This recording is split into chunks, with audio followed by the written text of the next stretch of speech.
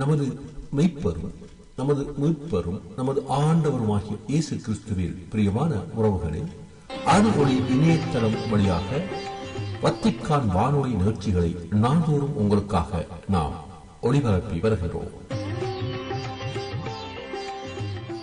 அருள்ஒளி இணையதளத்திற்காக தொகுத்து வழங்குபவர் உங்கள் அன்பிற்கினிய பேசால் தாஸ்.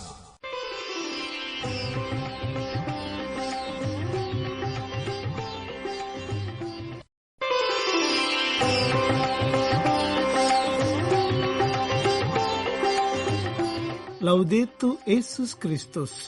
இயேசு கிறிஸ்துவுக்கு புகழ். தமிழ் கூறும் நல்லுலகில் வாழும் அனைத்து அன்புள்ளங்களுக்கும் வத்திக்கான் வானொலியின் வணக்கம். இறைவன் உங்கள் உள்ளத்தையும் இல்லத்தையும் தன் அன்பாலும் அருளாலும் அமைதியாலும் இன்றும் என்றும் நிரப்புவாராக.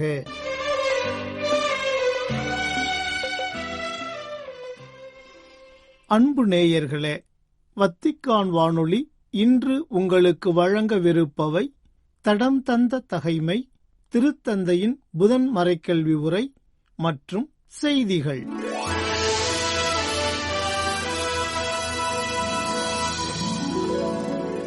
தடம் தந்த தகைமை. நம்பிக்கை ஊட்டிய மக்கபே.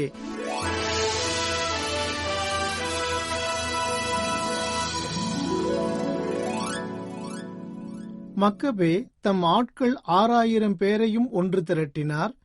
பகைவரைக் கண்டு கலங்காதிருக்கவும், தகுந்த காரணமின்றி தங்களை எதிர்த்து வருகின்ற பெருந்திரளான பிற இனத்தார் முன் அஞ்சாமல் இருக்கவும், துணிவுடன் போராடவும் அவர்களுக்கு அறிவுரை கூறினார். மேலும் சட்டத்துக்கு முரணாக பிற இனத்தார் திருவுறைவிடத்தை தீட்டுப்படுத்தியதையும், இழிவுற்ற நகருக்கு கொடுஞ்செயல் புரிந்ததையும், தங்கள் மூதாதையருடைய வாழ்க்கை முறையை மாற்றியதையும் தங்கள் கண்முன் கொள்ளுமாறு அறிவுறுத்தினார். பிற இனத்தார் படைக்கலங்களையும் தீரச் செயல்களையும் நம்பியிருக்கின்றனர். நாமோ நம் எதிரிகளையும், ஏன் உலகம் அனைத்தையுமே ஒரு தலையசைப்பால் அழிக்கக்கூடிய எல்லாமுள்ள கடவுளை நம்பியிருக்கின்றோம் என்று அவர் கூறினார். மேலும் தம் மூதாதையருக்கு உதவி கிடைத்த நேரங்களை பற்றி அவர்களுக்கு எடுத்துச் சொன்னபோது, சனக்கெரிப்பின் காலத்தில் 180,000 பேர் அழிந்தனர் என்று மொழிந்தார். பாபிலோனியாவில் கலாத்தியருக்கு எதிராக நடைபெற்ற போரில் 4000 மாசிதோனியருடன் சேர்ந்து 8000 யூதர்கள் மட்டுமே கலாத்தியரை எதிர்த்தார்கள். இருப்பினும் மாசிதோனியர் நெருக்கப்பட்ட போது அந்த 8000 யூதர்கள் விண்ணக இறைவனிடமிருந்து தங்களுக்கு கிடைத்த உதவியைக் கொண்டு 120,000 கலாத்தியரை கொன்றார்கள். மிகுந்த 19 புதன்கிழமையன்று வத்திக்கான் புனித பேதுரு பெருங்கோவில் வளாகம் வழக்கம்போல் பல்வேறு நாடுகளைச் சேர்ந்த திருப்பயணிகளால் நிறைந்திருந்தது. முன்னதாக திருத்தந்தை 14ஆம் லியோ அவர்கள் வத்திக்கான் வளாகம் முழுவதும் தனது திறந்த வாகனத்தில் வலம் வந்து அங்கு இருந்த திருப்பயணிகள் அனைவரையும் அன்புடன் வாழ்த்தினார். அப்போது திருப்பயணிகள் அனைவரும் மகிழ்ச்சி ஆரவாரம் பொங்க தங்கள் கரங்களை தட்டி திருத்தந்தையை வரவேற்று மகிழ்ந்தனர். சரியாக காலை 10 மணிக்கு திருத்தந்தை தனது புதன் மறைக்கல்வி உரையை தொடங்கினார். முதலில் யோவான் நற்செய்தியிலிருந்து இறை வார்த்தைகள் ஆங்கிலம் மற்றும் பல்வேறு ஐரோப்பிய மொழிகளில் வாசிக்கப்பட்டது. இப்போது வாசகத்திற்கு செவிமடுப்போம். இப்படி சொல்லிவிட்டு அவர் திரும்பி பார்த்தபோது இயேசு நிற்பதைக் கண்டார். ஆனால் அங்கே நிற்பவர் இயேசு என்று அவர் அறிந்து கொள்ளவில்லை. இயேசு அவரிடம், ஏனம்மா அழுகிறாய்? யாரை தேடுகிறாய் என்று கேட்டார். மரியா அவரை தோட்டக்காரர் என்று நினைத்து அவரிடம், ஐயா, நீர் அவரை தூக்கிக் கொண்டு போயிருந்தால் எங்கே வைத்தீர் எனச் சொல்லும், நான் அவரை எடுத்துச் செல்வேன் என்றார். இயேசு அவரிடம், மரியா என்றார். மரியா திரும்பி பார்த்து ரபூனி என்றார். இந்த எபிரேய சொல்லுக்கு போதகரே என்பது பொருள். நற்செய்தி வாசகத்திற்கு பிறகு திருத்தந்தை தனது மறைக்கல்வி உரையை தொடங்கினார். Cari fratelli e sorelle, buongiorno e benvenuti.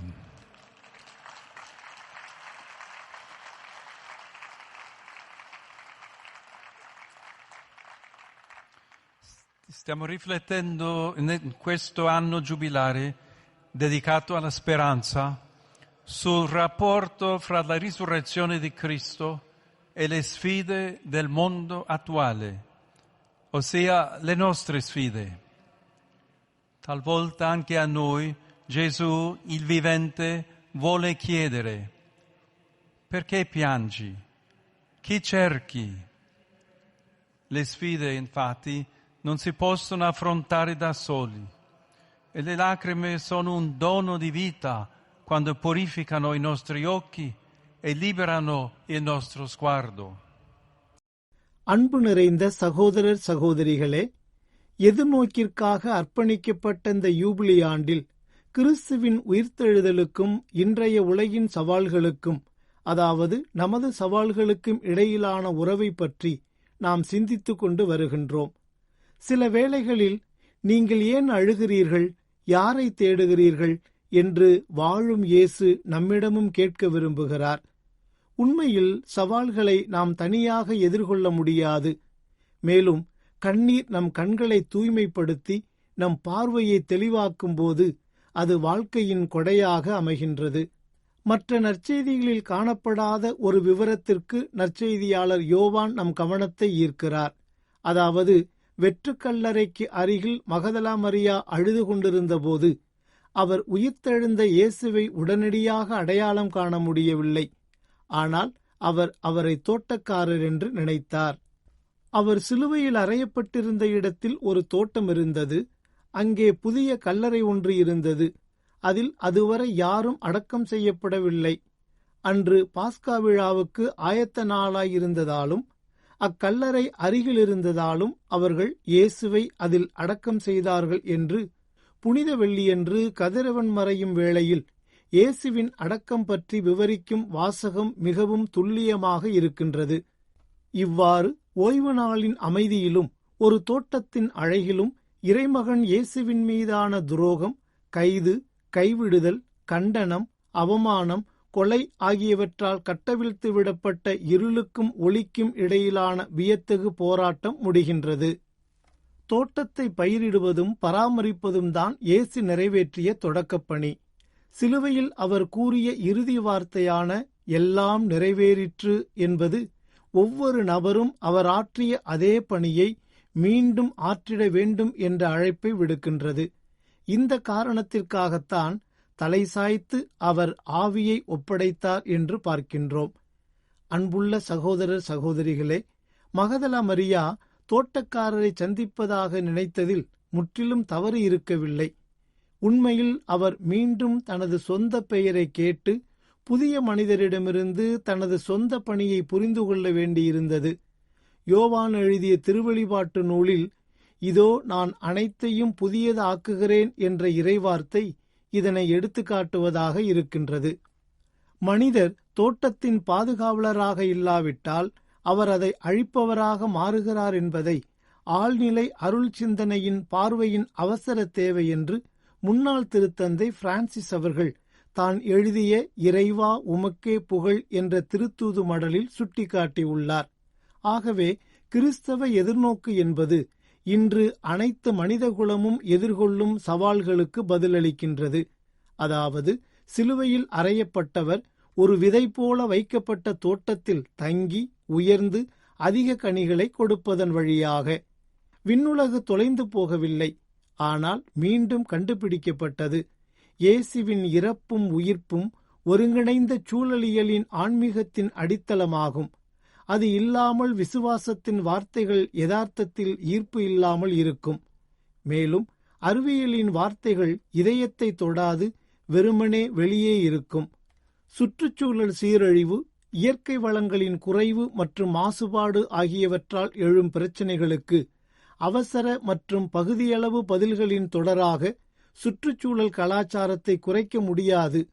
அது ஒரு மாறுபட்ட பார்வை, ஒரு சிந்தனை, ஒரு அரசியல், ஒரு கல்வித் திட்டம், ஒரு வாழ்க்கை முறை மற்றும் ஒரு எதிர்ப்பிற்கு வடிவம் கொடுக்கும் ஆன்மீகமாக இருக்க வேண்டும்.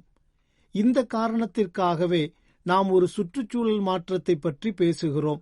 இதை கிறிஸ்தவர்கள் இயேசுவை பின்பற்றுவது அவர்களிடமிருந்து கோரும் போக்கின் மாற்றத்திலிருந்து பிரிக்க முடியாது. அந்த உயிர்ப்பு நாள் காலையில் மரியா திரும்பி வருவது என்பது மனமாற்றத்திற்கு பிறகு மனமாற்றத்தின் வழியாக மட்டுமே நாம் இந்த கண்ணீர் பள்ளத்தாக்கிலிருந்து புதிய எருசலேமுக்கு செல்கிறோம் என்பதன் அடையாளமாக அமைகின்றது. இதயத்தில் தொடங்கும் ஆன்மீக ரீதியான இந்த பகுதி வரலாற்றை மாற்றுகிறது, நம்மை பொதுவெளியில் ஈடுபடுத்துகிறது. மேலும் மெய்ப்பராகிய ஆட்டுக்குட்டியின் பெயராலும் வலிமையாலும் ஓநாய்களின் பேராசையிலிருந்து மக்களையும் உயிரினங்களையும் பாதுகாக்கும் கூட்டு பொறுப்புணர்வை செயல்படுத்துகிறது. இவ்வாறு இன்று திரு அவையின் மகன்களும் மகள்களும் லட்சக்கணக்கான இளைஞர்களையும் ஏழைகளின் மற்றும் பூமியின் கூக்குரலை கேட்டு அதனால் தங்கள் இதயங்கள் மாற்றம் பெற அனுமதித்த நல்லெண்ணமுள்ள பிற ஆண்களையும் பெண்களையும் சந்திக்க முடியும். படைப்புடனான நேரடி உறவின் மூலம் பல பிரிவுகளுக்கு அப்பால் தங்களை வழிநடத்தும் ஒரு புதிய இணக்கத்தை பலர் விரும்புகின்றார்கள். மறுபுறம் இன்னும் வானங்கள் இறைவனின் மாட்சியை வெளிப்படுத்துகின்றன. வான்வெளி அவர்தம் கைகளின் வேலைப்பாட்டை விவரிக்கின்றது. ஒவ்வொரு பகலும் அடுத்த பகலுக்கு அச்செய்தியை அறிவிக்கின்றது.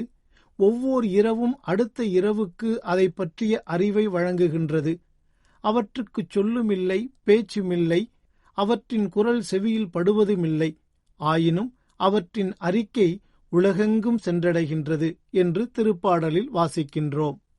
குரல் இல்லாதவர்களின் குரலை கேட்கும் திறனை தூய ஆவியார் நமக்கு வழங்குவாராக. அப்போது நம் கண்கள் இன்னும் காணாததை நாம் காண்போம். அதாவது நமது சொந்த பணிகளை முடிப்பதன் வழியாக நம்மிடமிருந்து மறைந்திருக்கும் அந்த தோட்டத்தை அல்லது விண்ணுலகை நாம் இறுதியில் காண்போம். அன்புக்குரியவர்களே, இவ்வாறு தனது மறைக்கல்வி உரையை நிறைவு செய்தார் திருத்தந்தை. இறுதியாக இயேசு கற்பித்த இறைவேண்டல் ஜெபத்திற்கு பிறகு அனைத்து திருப்பயணிகளுக்கும் தனது அப்போஸ்தலிக்க ஆசிரையும் வழங்கினார். Invito voi, cari sposi novelli, a porre Gesù al centro del vostro cammino matrimoniale. A tutti la mia நீங்கள் கேட்டு மகிழ்ந்தது வத்திக்கான் வானொலி வழங்கிய திருத்தந்தையின் புதன் மறைக்கல்வி உரை.